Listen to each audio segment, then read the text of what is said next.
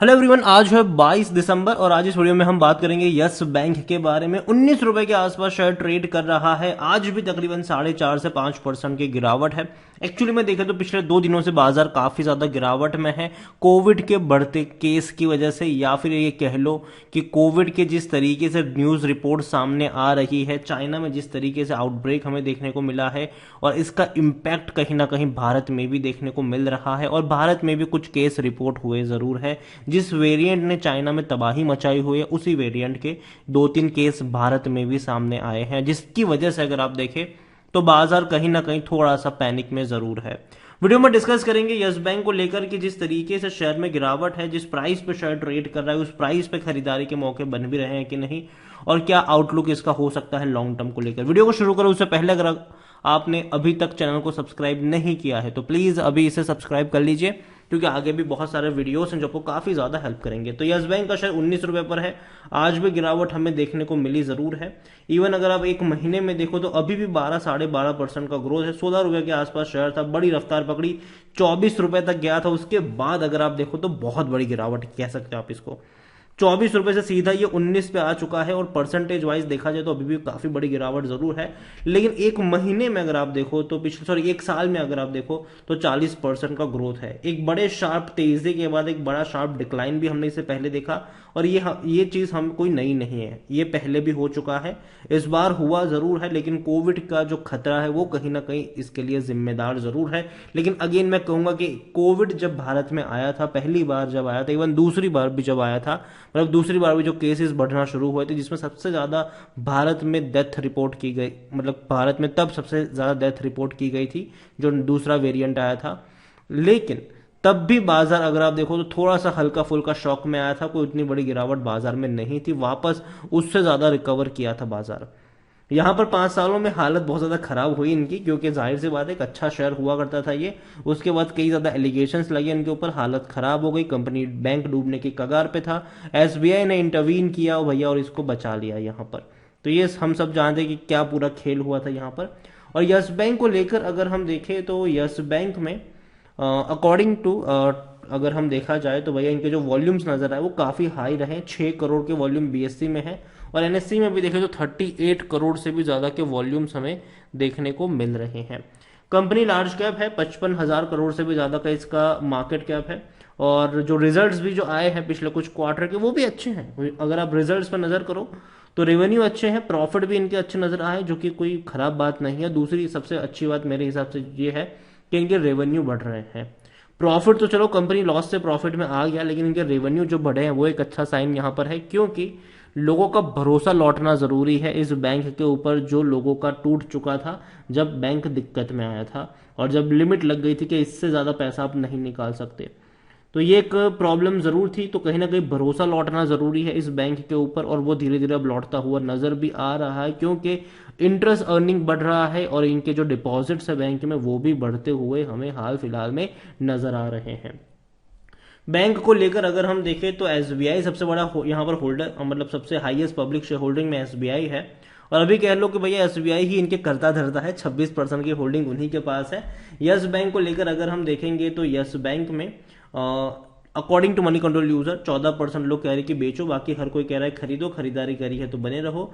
Results अगर आप देखो तो अब तक ये लगातार टूट रहे थे, इनके रेवेन्यू लगातार कम होते जा रहे थे, लेकिन अब रेवेन्यू बढ़ते हुए आपको नजर आ सकते हैं। प्रॉफिट की जहां तक अगर हम बात करें, 2 साल बहुत ज्यादा खराब रहे इनके लिए, फाइनेंशियल 2020 और 2021 दोनों ही काफी खराब रहे। लेकिन 22 में बैंक प्रॉफिट में आया, अब 23 में अब मुझे लगता है कि रफ्तार दिखाता हुआ नजर भी आ सकता है। हाल फिलहाल में खबर भी थी कि भैया यस बैंक ने अपने जो स्ट्रेस असेट्स थे 48,000 करोड़ के, वो जेसी फ्लावर एआरसी को भैया कहते हैं कि ऑफलोड कर दिए, उनको दे दिए हैं, और उनसे एक बड़ा पैसा इनको मिलेगा आने वाले दौर में। इसके अलावा दो बड़े फंड हाउस ने यहाँ पर एक बहुत बड़ा पैसा लगाया हुआ है, और कहीं ना कहीं बैंक अच्छी खासी बैलेंस शीट पर बैठा हुआ है। बैंक कह सकते हैं कि अच्छे खासे कैश पर बैठा हुआ है। यस बैंक को लेकर अगर हम देखें तो हाँ, गिरावट जरूर आई है। और इससे पहले भी यस बैंक के ऊपर मैंने वीडियो बनाया था, मैंने कहा था कि अगर शेयर आपको 18 से 20 रुपए के बीच में मिलता है तो खरीदारी के मौके बन सकते हैं, और अभी ये उसी के आसपास है। एक अपडेट यहाँ पर यह भी थी कि यस बैंक की जो क्लेम था एनसीएलटी ने उसको रिजेक्ट कर दिया है। 420 करोड़ का रियल एस्टेट डेवलपर जो है विजय ग्रुप रियलिटी, उन्होंने यस बैंक से पैसा लिया था जो अभी चुका नहीं पा रहे, तो यस बैंक ने एनसीएलटी तक उनको धकेल गए थे। यहां पर अगर आप देखो, bank has move to dedicated bankruptcy court against the companies insolvency resolution professional decision to reject the claim and not included banks in the committee of creditors. तो यहां पर ये जो क्लेम है उसको रिजेक्ट कर दिया गया है। देखते हैं क्या होता है इसका आने वाले दिनों में। लेकिन अगर आप देखो जो टेक्निकल एनालिस्ट है मनीष शाह, उन्होंने कहा था कि जो डिक्लाइन आया है वो आने वाले दौर में एक अच्छी अपॉर्चुनिटी हो सकती है ट्रेडर्स के लिए स्टॉक में एंटर करने को लेकर। उन्होंने ये भी कहा था कि मेजर सपोर्ट अगर आप बैंक का देखो तो 19 रुपए के आसपास नजर आता है, और उनको लगता है कि 19 रुपए का जो लेवल है वो एंट्री के लिए सही साबित हो सकता है। साथ में उन्होंने ये भी कहा है कि जो स्टॉप लॉस है वो 17.5 रुपए का आपको यहाँ पर रखना चाहिए, और पोटेंशियल अपसाइड जो होगा वो 26-27 के आसपास हो सकता है। लेकिन अगेन मैं कह दूं कि जब उनकी ये मतलब उन्होंने जब ये चीज बताई थी, ठीक है, मतलब ये जो इनका कल का ही ये आर्टिकल है, और कल कोविड की खबरें भी आ ही रही थी, तो उसको आप अलग करके नहीं देख सकते हो। यस बैंक को लेकर अगर देखा जाए तो खरीदारी करने का सही मौका, शेयर ओवरबोट जोन में कोई भी रेड फ्लैग नजर नहीं आ रहा है। 53 का पी है, देखने में काफी हाई लग रहा है क्योंकि सेक्टर पी 22 का है। लेकिन जिस तरीके से बैंक में इंप्रूवमेंट लौटते हुए नजर आया, और अगर बैंक इसी तरीके का इंप्रूवमेंट आने वाले दौर में भी अगर दिखाता रहा, तो इनका जो पी होगा वो भी आने वाले दौर में एडजस्टेड होता हुआ आपको नजर आ सकता है। कोई भी एनालिस्ट अभी खरीदारी करने की सलाह यहाँ पर नहीं दे रहा है, मतलब 0% है। शेयर होल्डिंग को लेकर अगर हम देखें तो कोई प्रमोटर है ही नहीं। राणा कपूर फैमिली जो थी वो अब यहाँ से एग्जिट कर चुके हैं, कुछ नहीं बचा उनके पास, सारे शेयर्स बेच के निकल लिए वो लोग। म्यूचुअल फंड के पास 0.57% की होल्डिंग है। अदर डोमेस्टिक इंस्टीट्यूशन के पास 49.78% की होल्डिंग है, जिसमें से जो अदर्स है, जिसमें बैंक से यहां पर देखने को मिलती है 43.73, जिसमें देखा जाए तो एसबीआई भी है, और भी कई सारे बैंकिंग जो है उनका भी इसी के अंदर है। एफआईएल्स की अगर हम बात करें तो एफआईएल्स के पास 31.03% की होल्डिंग है। रिटेल्स एंड अदर्स की कुल मिलाकर होल्डिंग अगर देखें तो 18 के आसपास नजर आई है। देखो ओवरऑल मैं इतना ही कहूंगा कि यस बैंक डूबने वाला बैंक नहीं है, बैंक बच चुका है, बैंक सरवाइव हो चुका है, और अभी यहां पर एंट्री के मौके बन सकते हैं। कई सारे एनालिस्ट भी ये कह रहे थे जो अभी इससे पहले का जो मेरा वीडियो था, कि जो खरीदारी का लेवल होगा वो 18 से 20 रुपए के आसपास होगा, और लॉन्ग टर्म में ये आपको 33 रुपए से लेकर 40 रुपए तक का लेवल दिखाता हुआ नजर आ सकता है।